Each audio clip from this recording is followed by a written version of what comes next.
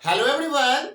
आज इस video lecture में हम लोग पढ़ेंगे एल्डोल कंडेंसेशन रिएक्शन, फिर cross aldol condensation reaction.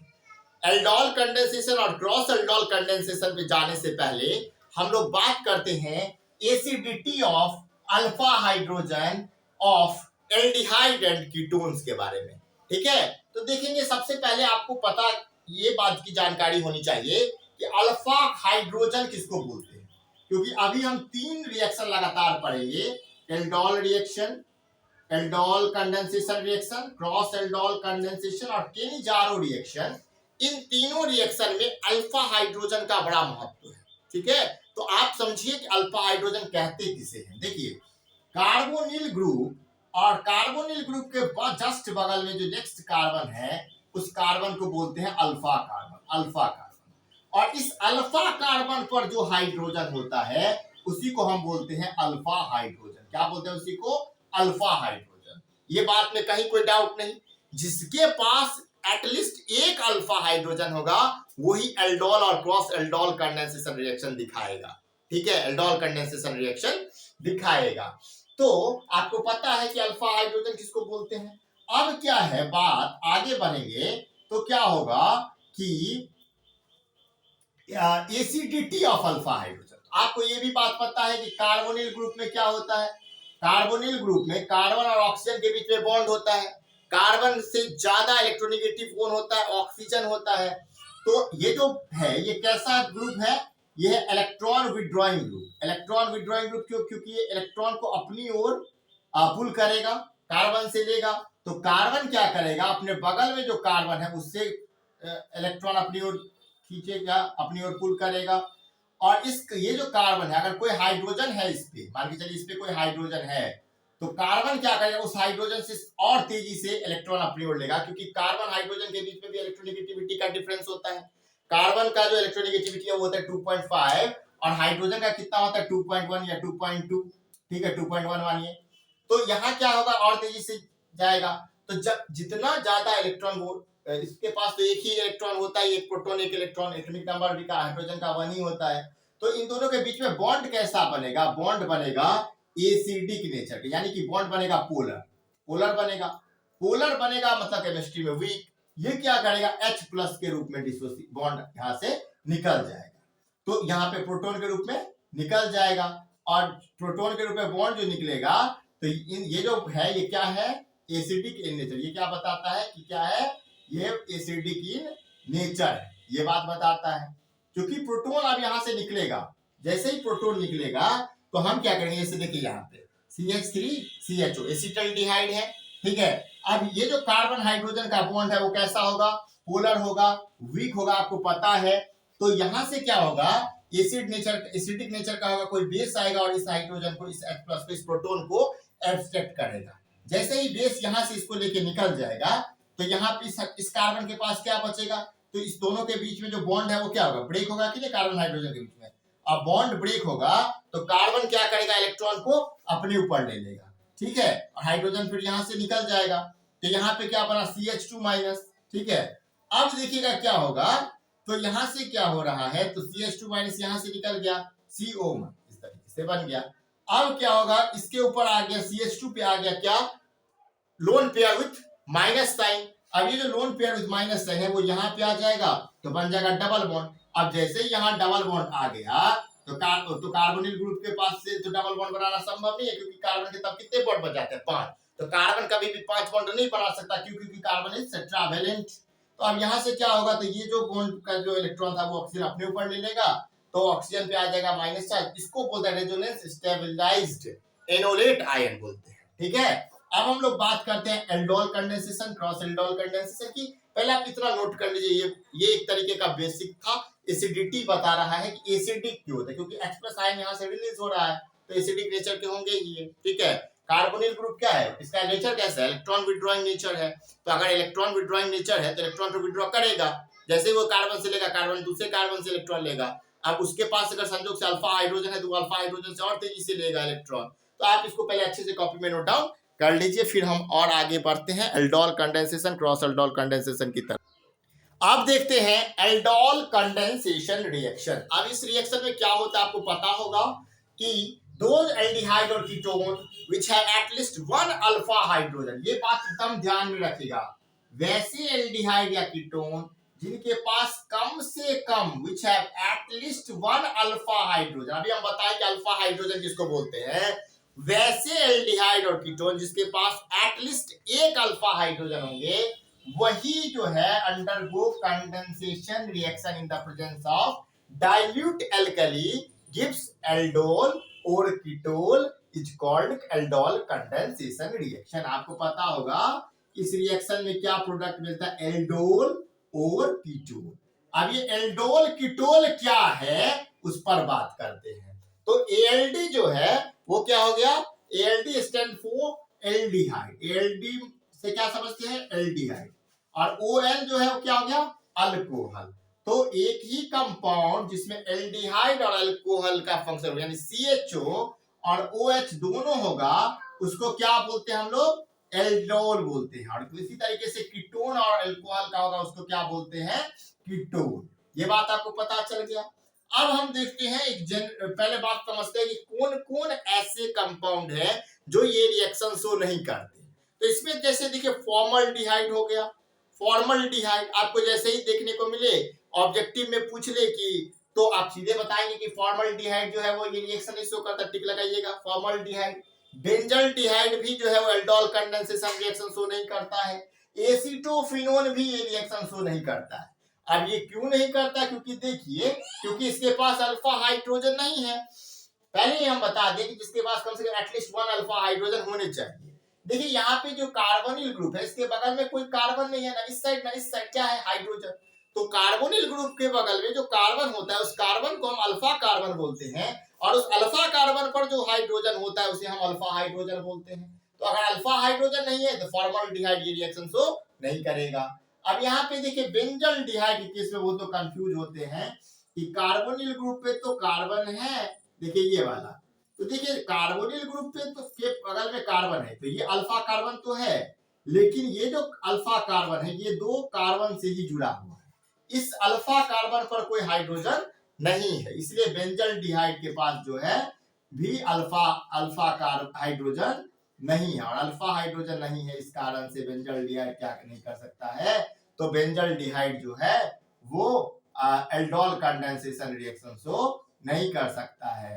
Benzaldehyde के पास क्या नहीं है, अल्फा हाइड्रोजन। ये बात हम ये जो है रिंग में दिखता है कि जो बेंजल्डिहाइड है ना, बेंजल्डिहाइड जो है वो उसके पास भी अल्फा हाइड्रोजन नहीं है। फिर बात करते हैं एसीटोफिनोन, एसीटोफिनोन के पास भी जो है अल्फा हाइड्रोजन नहीं है, तो एसीटोफिनोन भी ये रिएक्शन शो नहीं करता है।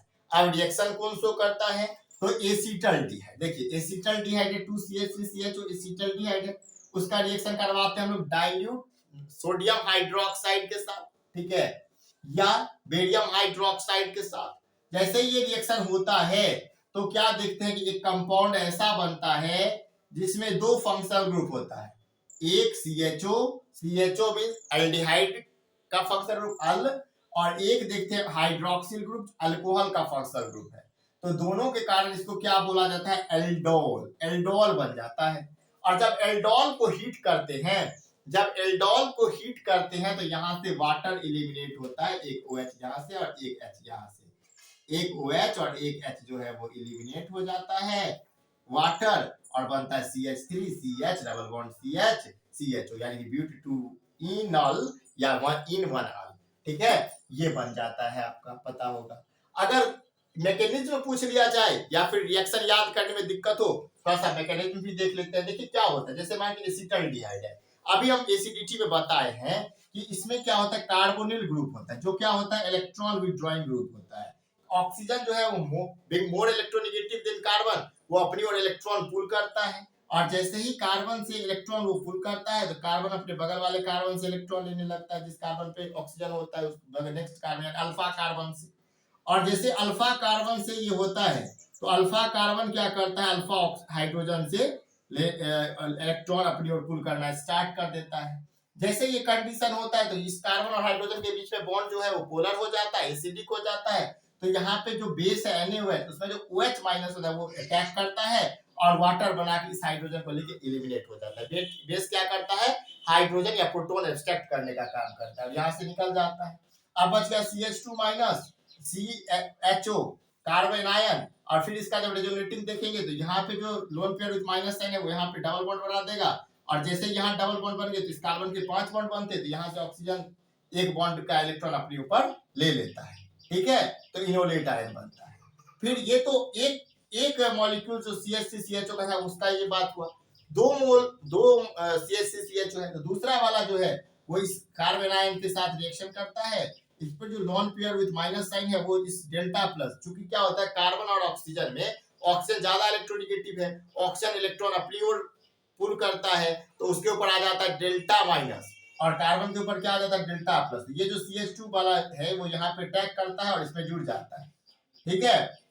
तो फिर क्या होता है देखेंगे, तो देखिए यहाँ से क्या होता है, जैसे ये ग्रुप जुड़ गया तो इस कार्बन के 5 बनेंगे, तो फिर कार्बन का क्या होता है, ऑक्सीजन क्या करता है, अपना एक बॉन्ड अपने ऊपर ले लेता है, ठीक है।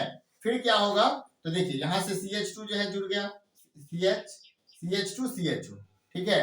अब क्या होगा, तो ये जो था डाइल्यूट सोडियम हाइड्रोक्साइड, इसमें वाटर से H+ आयन जो है वो आ जाता है, क्योंकि वाटर जो है वो डिसोसिएट होता है H+ और OH- से, H जो है वो ऑक्सीजन के पास चला जाता है OH, तो देखिए क्या बन गया हमारा बन गया एल्डोल, क्या बन गया हमारा एल्डोल बन गया, क्योंकि यहाँ भी OH यहाँ CHO, एल्डोल बन गया। अब यहाँ से जब इसको हीट करते हैं तो क्या बन जाता है, ब्यूट टू इनल या ब्यूट टू इन वन अल, ठीक है, बन जाता है। लेकिन सवाल ये है कि हाइड्रोजन यहाँ से निकला, हाइड्रोजन यहाँ से निकला और OH यहाँ से निकल गया, यहाँ से भी तो निकल सकता है, तो देखते हैं कि वहां से निकलेगा तो क्या होगा। देखिए क्या होता है, तो जब ये निकलना, जब यहाँ से निकलेगा, पहले बाद में देखेंगे, यहाँ जो CH3 है यहाँ से जब निकलेगा हाइड्रोजन तो प्रोडक्ट ये बनेगा, क्योंकि यहाँ से H निकला, यहाँ से OH निकला, वाटर एलिमिनेट हो गया, तो फिर क्या प्रोडक्ट बनेगा, CH2 double bond CH single bond CH2 CHO। अब जब इसको इस तरीके से करके देखते हैं तो देखते हैं कि 3 हाइड्रोजन और एक CH2 CHO है, तो यहाँ पे क्या है, अल्काइल ग्रुप तो है ही नहीं, एक ये है। इधर देखते हैं, जब वहां से निकला तो सिटजेफ के हिसाब से मेजर प्रोडक्ट यही है, तो हम लोग इसी को लिखते हैं, ठीक है, ये बात समझ में आ गया होगा आपको। अब क्या होगा यहाँ पे, यहाँ क्या हुआ ये तो आपको पता चला होगा ना कि क्या हो गया, डाइल्यूट H2O जो था, वाटर जो था कैटलिस्ट के रूप में, वहां से H+ इसमें लग गया।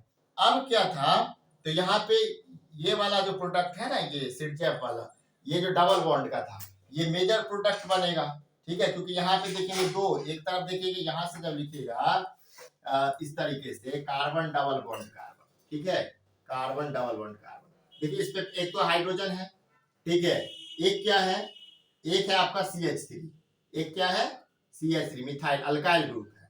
यहाँ पे देखेंगे तो एक तो हाइड्रोजन है, दूसरा एक है CHO, तो ये मोर अल्काइलेटेड हुआ ना, तो ये मेजर प्रोडक्ट हुआ, इसलिए हम लोग क्या करते हैं, वाटर जो एलिमिनेट करते हैं तो एक हाइड्रोजन यहाँ से निकलता है, ब्यूट टू इन वन अल हो गया, ठीक है, ये बात समझ में आ गया। अब क्या ये एल्डिहाइड ही होता है, तो नहीं, शुरुआत में ही लिख दिए हैं कि दो एल्डिहाइड और कीटोन, एल्डिहाइड या कीटोन जो भी है, तो कीटोन भी होगा, जैसे एसीटोफिनोन है, उसको बेरियम हाइड्रोक्साइड BaOH छोड़ता है, इसके साथ रिएक्शन करते हैं तो पहले कीटोन बनेगा, और कीटोन को फिर हीट करेंगे, वाटर एलिमिनेट होगा, 4 मिथाइल पेंट 3 इन 2 1 भी बन जाएगा, ठीक है। एक शॉर्टकट मेथड होता है, जैसे देखिए अगर मान के चले आपको शॉर्टकट मेथड कहने का मतलब है, अगर मान ऑब्जेक्टिव अगर हम पूछ लिया तब तो इतना मैकेनिज्म की जरूरत नहीं है, जैसे 2CH3CHO है, 2 एसिटाल्डिहाइड है, क्या प्रोडक्ट बनेगा, तो यहाँ से क्या करेंगे, CH3CHO CH3CHO, इसमें से एलिमिनेट क्या करेंगे, हीट करके एलिमिनेट कर देते हैं, यहीं से डायरेक्ट अगर एलिमिनेट कर दिए तो भी प्रोडक्ट तो बन जाएगा, एक ऑक्सीजन एल्डिहाइड कार्बोनिल ग्रुप वाला जो ऑक्सीजन है वो निकल जाएगा, और 2 हाइड्रोजन यहाँ से निकल जाएगा, CH3CH double bond CH product बन गया। तो ये आ रहा आपका क्या, एल्डोल कंडेंसेशन रिएक्शन। इसको आप पहले अच्छे से एक बार नोट डाउन कीजिए, और फिर अगर नहीं समझे फिर से एक बार चलाइए, पक्का समझ जाइएगा। देखिए पहले तो ये है डेफिनेशन या फिर स्टेटमेंट कह सकते हैं, एल्डोल कंडेंसेशन रिएक्शन क्या होता है। उसमें लिखा हुआ है कि एटलीस्ट 1 अल्फा हाइड्रोजन होगा तभी जो है वो एल्डोल कंडेंसेशन रिएक्शन में कोई कंपाउंड जाएगा। फॉर्मल्डिहाइड, बेंजल्डिहाइड, एसीटोफिनोन नहीं होगा, इसका ये रिएक्शन शो करेगा क्योंकि इनके पास अल्फा हाइड्रोजन नहीं है। अब जैसे अल्फा हाइड्रोजन है एसिटाल्डिहाइड के पास है, देखते कैसे है, देखिए CH3 है, और CHO है, ठीक है। तो देखिए जिस कार्बोनिल ग्रुप के नेक्स्ट कार्बन को क्या बोलते हैं, अल्फा कार्बन, और इस पर जो हाइड्रोजन होता है उसको क्या बोलते हैं, अल्फा हाइड्रोजन। तो यहाँ तो 3 अल्फा हाइड्रोजन है, तो ये तो एसिटाल्डिहाइड तो पक्का जो है वो एल्डोल कंडेंसेशन रिएक्शन शो करेगा, तो वो किया है, दिखा रहा है, देख लिए। फिर मैकेनिज्म देखेंगे कैसे यहाँ पे वाटर में निकला, कार्बन एनोलेट आयन बना, एक मॉलिक्यूल ये बन गया, दूसरा जो है वो एल्डिहाइड के साथ रिएक्शन किया, फिर जो है वो यहाँ पे O- यहाँ आ गया, वाटर जो था जैसे यहाँ पे अल्कली था, अल्कली क्या होता है, बेस रिएक्शन विद वाटर, उसी को अल्कली बोलते हैं ना। तो यहाँ पे वाटर से H+ लिया, H+ चला गया यहाँ पे, OH हो गया, और यहाँ पे क्या हुआ, एल्डोल बन गया, और एल्डोल को फिर हीट किया तो यहाँ से H, और यहाँ से OH एलिमिनेट हो गया, HOH एलिमिनेट हो गया, तो यहाँ पे बन गया double bond CH3CH double bond CHO, ठीक है। अब ये मेजर होता है क्योंकि ये ज्यादा अल्काइलेटेड होता है सिडजेफ के रूल के हिसाब से, इसलिए यही से हम लोग निकालते हैं, CH3 से हाइड्रोजन नहीं निकालते हैं। जब निकाल के दिखाएं, देखिए यहाँ पे 3 गो हाइड्रोजन होगा, एक ही CH2CHO हुआ, तो ये मोर अल्काइलेटेड नहीं है, ये मोर अल्काइलेटेड है, तो ज्यादा स्टेबल होता है, इसलिए ये करते हैं। फिर कीटोन में देखते हैं एसीटोफिनोन का जब बेरियम हाइड्रोक्साइड के साथ रिएक्शन करवाते हैं तो कीटोन बनता है, कीटोन को हीट करता है तो क्या वाटर एलिमिनेट होता है, 4 मिथाइल पेंट ये बनता है। शॉर्टकट मेथड ये है कि 2CH3CHO करते हैं, तो यहाँ से क्या करेंगे, CHO से ऑक्सीजन एक निकाल लेंगे, दूसरे प्रोडक्ट से 2 हाइड्रोजन, और प्रोडक्ट हमारा तैयार हो जाता है। ये क्या है, जैसे कंडेंसेशन रिएक्शन है, तो यहाँ पे क्या होता है, एडिशन एलिमिनेशन, क्या होता है ये याद रखिएगा, एडिशन एलिमिनेशन। अब आप इसको अच्छे से नोट कर लीजिए, फिर हम लोग बात करते हैं क्रॉस एल्डोल कंडेंसेशन के बारे में। एडिशन एलिमिनेशन भी साइड में लिख दीजिएगा, अच्छे से इसको नोट कर लीजिए कॉपी के अंदर। आप देखते हैं क्रॉस एल्डोल कंडेंसेशन, ठीक है। तो इसमें क्या होता है, तो जैसे एल्डोल कंडेंसेशन रिएक्शन देखे थे, ठीक वैसा ही इसका भी मैकेनिज्म होगा, ठीक है। लेकिन cross aldol condensation occurs between 2 different aldehyde और कीटोन, ठीक है। ये अलग अलग एल्डिहाइड अलग अलग कीटोन्स के बीच में होता है। अगर एल्डिहाइड भी है तो अलग अलग, जैसे आप देख सकते हैं इथेनॉल और प्रोपेनॉल, ठीक है, ब्यूटेनॉल और मिथेनॉल, इथेनॉल, इस सब के बीच में होता है, ठीक है। तो जब भी डिफरेंट एल्डिहाइड डिफरेंट कीटोन या एल्डिहाइड और कीटोन अलग अलग, तो जब उसका करेंगे तो उसको हम लोग बोलते हैं क्रॉस एल्डोल, ठीक है। इसमें कई सारे प्रोडक्ट बनते हैं, जैसे यहाँ पे देखिए क्या है, इथेनॉल और प्रोपेनॉल, इसका जब रिएक्शन करवाते हैं डाइल्यूट सोडियम हाइड्रोक्साइड के साथ, फिर हीट करते हैं तो 4 प्रोडक्ट बनता है।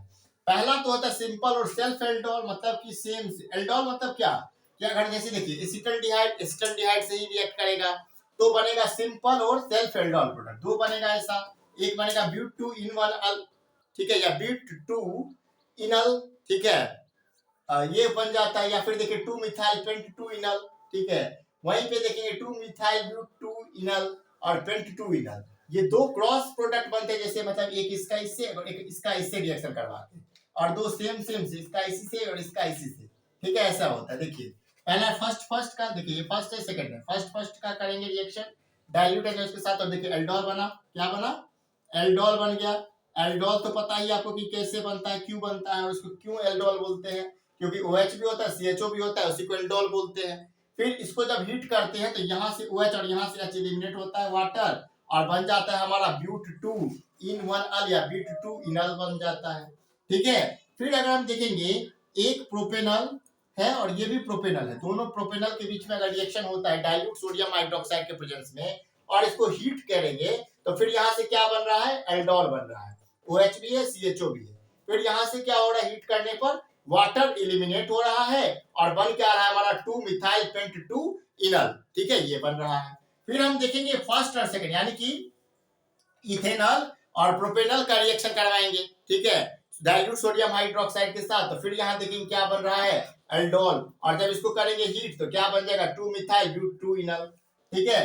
फिर देख रहे हैं कि CH3 CH2 CHO यानी कि प्रोपेनॉल और इथेनॉल का रिएक्शन होगा सो डाइल्यूट सोडियम हाइड्रोक्साइड के प्रेजेंस में, फिर क्या बना, एल्डोल, और एल्डोल को हीट किया तो क्या बन गया, पेंट 2 इनल। तो अभी आज की क्लास में हम देखें एल्डोल कंडेंसेशन रिएक्शन और क्रॉस एल्डोल कंडेंसेशन रिएक्शन। आज का वीडियो अगर आपको अच्छा लगे तो इस वीडियो को लाइक करें, हमारे चैनल को सब्सक्राइब करें, बेल आइकन को प्रेस करें, जिससे हर एक वीडियो का नोटिफिकेशन आपको मिले। Thanks for watching this video. सबसे पहले इसको अच्छे से नोट डाउन कर लें। क्लास 12 ऑर्गेनिक केमिस्ट्री का पूरा चैप्टर लगातार कराया जा रहा है, ये चैप्टर नंबर 3 है।